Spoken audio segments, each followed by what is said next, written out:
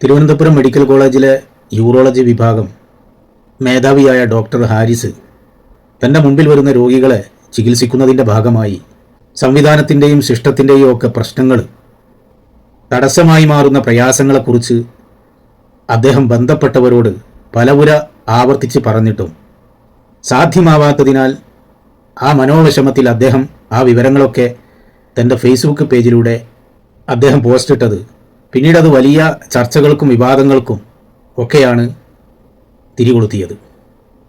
ആ ഡോക്ടറാണെങ്കിൽ അദ്ദേഹം CPM അനുകൂലിയാണ്, ഇടതുപക്ഷ ചിന്താഗതിക്കാരനാണ്.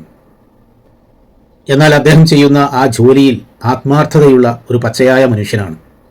അദ്ദേഹത്തെക്കുറിച്ച് അദ്ദേഹത്തിൻ്റെ സഹപ്രവർത്തകർക്കോ രോഗികൾക്കോ ഒന്നും ഒരാക്ഷേപവുമില്ല. അത്രയും ലളിതമായി ജീവിക്കുന്ന ഒരു സാധാരണ ഒരു ഡോക്ടർ. അദ്ദേഹത്തിന് ഇങ്ങനെ പച്ചയായി തുറന്നു പറയേണ്ടി വന്നിട്ടുണ്ടെങ്കിൽ അത് സംവിധാനത്തിൻ്റെയും സിസ്റ്റത്തിൻ്റെയും പരാജയമാണ് എന്ന് പൊതുസമൂഹത്തിന് ബോധ്യപ്പെട്ടു. എന്നാൽ അദ്ദേഹം ഇങ്ങനെ പരസ്യമായി പറഞ്ഞതുകൊണ്ട് തന്നെ അദ്ദേഹത്തിനെതിരെ നടപടിയെടുക്കണം എന്നുള്ള ആ വൈരാഗ്യ മനസ്സോടുകൂടി മുമ്പോട്ട് പോവുകയാണ് സർക്കാരും സംവിധാനവും. അതിൻ്റെ ഒടുവിലത്തെ തെളിവാണ് ഇപ്പോൾ അദ്ദേഹത്തെ ഒരു കള്ളനാക്കാൻ വേണ്ടി അദ്ദേഹത്തിൻ്റെ വകുപ്പിൽ എന്തൊക്കെ ഉപകരണങ്ങൾ കാണാതായിട്ടുണ്ട്, കളവ് പോയിട്ടുണ്ട് എന്നൊക്കെയുള്ള പരാതികൾ പറഞ്ഞുകൊണ്ട് ഇപ്പോൾ ആരോഗ്യമന്ത്രി അടക്കം രംഗത്ത് വന്നത്. എന്നാൽ അദ്ദേഹം അവിടെ ജോലിക്ക് വരുന്നതിൻ്റെ മുമ്പ് കാണാതായ ഉപകരണങ്ങളാണ് ഈ പറയപ്പെട്ട ഉപകരണങ്ങളൊക്കെ എന്നുള്ളത് ഇപ്പോൾ പുറത്തു വന്നതോടുകൂടി ആ ഒരു നീക്കത്തിൽ നിന്നും യഥാർത്ഥത്തിൽ ആരോഗ്യവകുപ്പും മന്ത്രിയും സർക്കാരുമൊക്കെ മൂഞ്ചിപ്പോയിരിക്കുകയാണ്.